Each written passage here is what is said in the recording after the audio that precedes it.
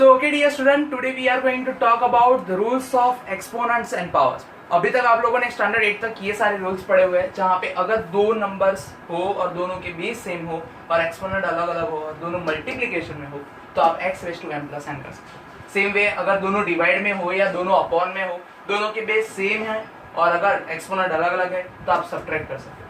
Same way एक ही base हो और उसके दो दो एक्सपोनेंट हो तो दोनों एक्सपोनेंट का मल्टीप्लिकेशन हो सकता है। x रेज़ टू m यहाँ पे दोनों के बेस डिफरेंट है, बट अगर दोनों मल्टीप्लाई में है और दोनों के एक्सपोनेंट सेम है तो आप वो दोनों नंबर का मल्टीप्लिकेशन कर सकते हो। सेम वे x इसका उल्टा है, अगर दो नंबर है और उसका एक ही एक्सपोनेंट है तो आप दोनों का एक्सपोनेंट दे सकते हो। और सेम वे अगर दोनों नंबर अपॉन में मतलब फ्रैक्शनल फॉर्म में x अपॉन y और उसका पावर m है तो दोनों को पावर डिवाइड कर सकते हो। सेम वे आप इसी चीज को हम लोग इरेशनल के लिए समझते हैं। जैसे आप लिख रहे हो 2 raise to 1/4 into 2 raise to 1/5। अब आप देख सकते हो यहाँ पे दोनों के बेसिस सेम है। ओके, बेस सेम है तो दोनों का एडिशन हो जाएगा, तो 2 रेज़ टू 1/4 प्लस 1/5। अब आप देख सकते हो यहाँ पे दोनों के डिनोमिनेटर डिफरेंट है तो आप ऐड नहीं कर सकते, तो यहाँ पे होगा 2 रेज़ टू 4 और 5 का एलसीएम 20। और अगर ये 20 है तो 4 है तो किससे मल्टीप्लाई करोगे, तो 4 है तो 5 से मल्टीप्लाई करोगे तो 5 1 5।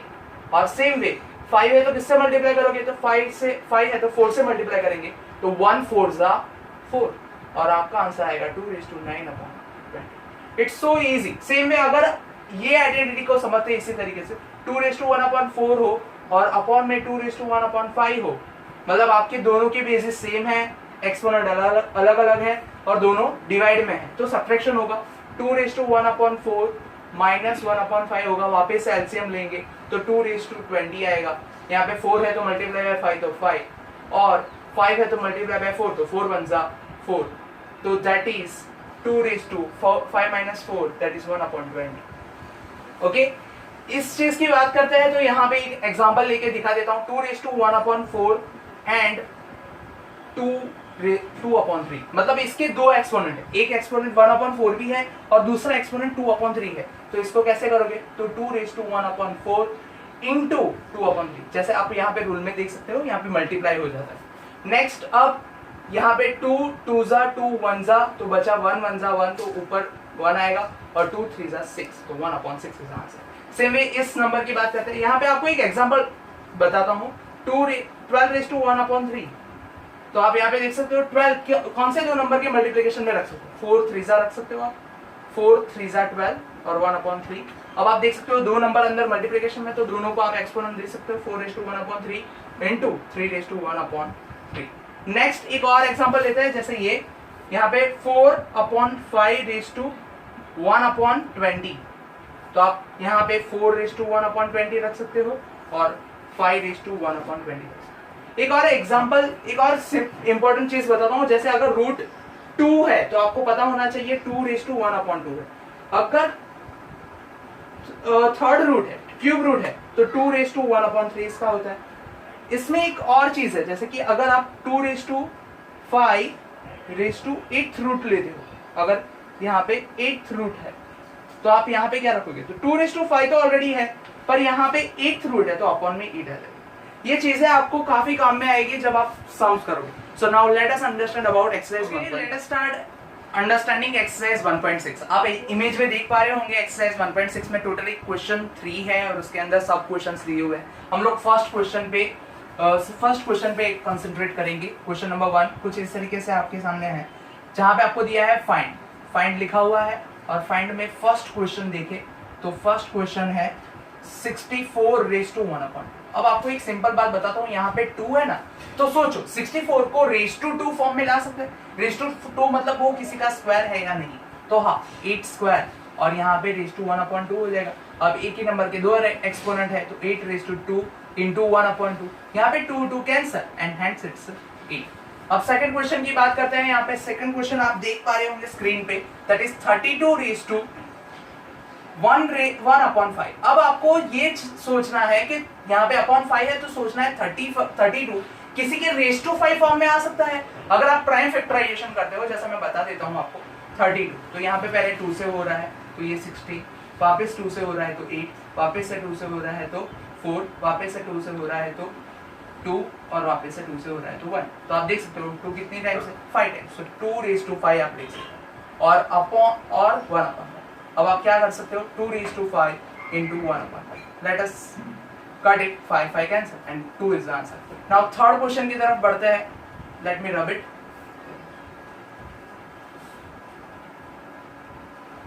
ओके, क्वेश्चन नंबर 3 में देखते हैं जहां पे आपको 125 रेज टू 1 अपॉन 3 दिया हुआ है।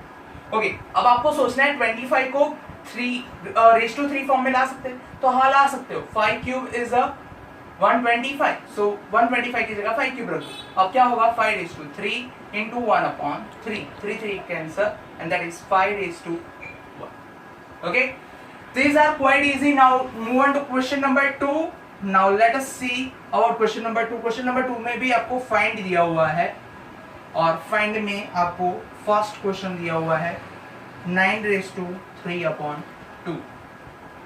ओके, अब आपको सोचना है कि क्या 9 किस अपॉन 2 है, तो सोचोगे 9 किसी के स्क्वायर वाले फॉर्म में या रेज टू 2 वाले फॉर्म में है, तो हाँ 3 रेज टू 2 वाले फॉर्म में लिख सकते हो आपको आप 9 को, और ये 3 अपॉन 2 एज इट इज। अब वापस से दोनों का मल्टीप्लिकेशन होगा, 3 raise to 2 into 9 upon 2, 2 3 upon 2 and 2 cancel and answer is 3 raised to 3 and that is answer is 27. Now second one, question number 2 है आपका 32 raised to 3 upon 5, sorry 2 upon 5. Okay, now you can see over here 32 raised to वापस से 5 आया, तो बिल्कुल ऐसा ही 2 raised to 5 आप लिख सकते हो 32 की जगह, और ये 2 upon 5. Now it will multiply 2 raised to 5 into 2 upon 5, 5 will cancel and 2 raised to 2, that is answer is 4. Now next one, question number 3 की बात करते हैं. Question number 3 is 16 raised to 3 upon 4. Okay, over here 16 raised to 3 upon 4, तो आप 16 को raised to 4 वाले form में रख सकते हो, हाँ 2 raised to 4 वाले फॉर्म में रख सकते हैं 16 को, और ये 3 upon 4 as it is.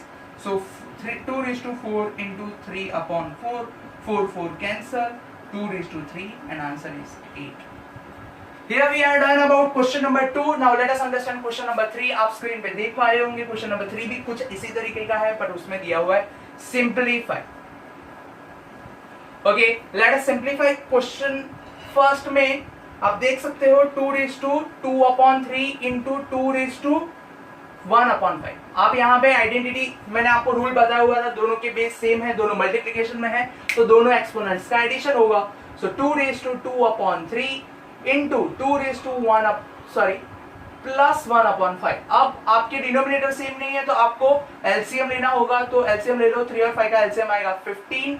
3 से क्या मल्टीप्लाई करोगे, 15 आएगा, तो 3 से 5 मल्टीप्लाई करते हैं तो 15 आता है, तो 2 मल्टीप्लाई बाय 5 दैट इज 10, और जो आप डिनोमिनेटर में मल्टीप्लाई करोगे वही न्यूमरेटर में मल्टीप्लाई करोगे. और जैसे 5 है तो 5 को किससे मल्टीप्लाई करोगे, सो 5 को 3 से मल्टीप्लाई करेंगे, तो 1 को भी 3 से मल्टीप्लाई करोगे, और this is 3. So now 2 raise to 10 plus 3 13 upon 15, sorry I made a mistake, 2 raise to 13 upon 15. Okay, let us move on to question number 2 and it is something like this. 1 upon 3 raised to 3 raised to 7. Okay, now आपको मैंने बताया हुआ था, एक ऐसी identity बताई हुई थी x raise to x upon y, और दोनों के ऊपर m था, तो आप क्या कर रहे थे, x रेज टू m और y रेज टू m कर सकते हो.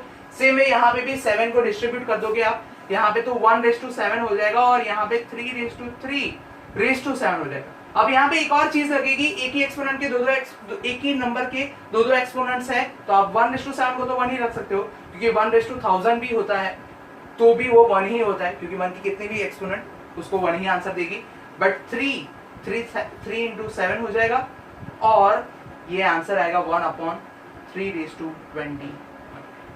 Now let us move on to question number 3. So question number 3 आपका कुछ इस तरीके से है. Question number 3 is 11 raise to, इसको रब कर देते हैं.